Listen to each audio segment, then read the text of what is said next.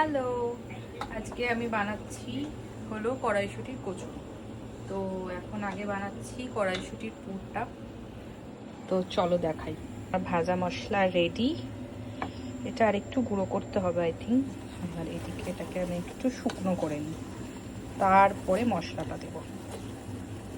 একজন হচ্ছে শুয়ে শুয়ে রেস্ট নিচ্ছে, আর উনি এই যে প্রোটিন বার খেয়েছে, সেটাকে এখানেই রেখে দিয়েছে, দিয়ে উনি শুয়ে শুয়ে ইনস্টাগ্রামে চালাচ্ছে। আর এগুলো গোছাবো জামা কাপড়গুলো। না না, ও কাজ করেছে, মিথ্যে বলবো না, তোমার আমি ভালো কথা বলছি।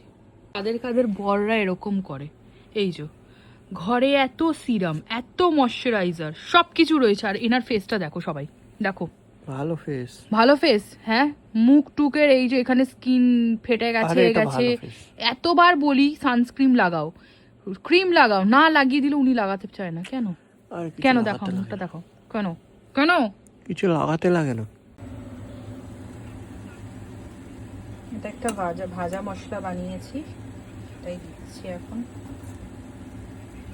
এখন আমি আলুটা একটু শ্যালো ফ্রাই করছি, আর এদিকে আমার একটু চা বসিয়েছি। এখন বানাচ্ছি আলুর দম, আর এই যে দেখাচ্ছি ব্যাক ক্যামেরা করে। এই যে আমি যেহেতু আলুটা আলাদা করে সেদ্ধ করিনি, তো ওই জন্য মশলাটা যখন কষাচ্ছি, তো এখনই আমি আলুটা দিয়ে দিয়েছি, তাহলে এটা সেদ্ধ হতে থাকবে।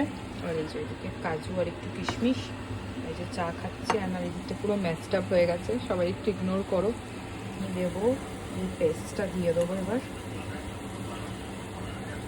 মশলাটা কষাবো, আর এদিকে এখানে কড়াইশুঁটিটাও দিয়ে দিলাম।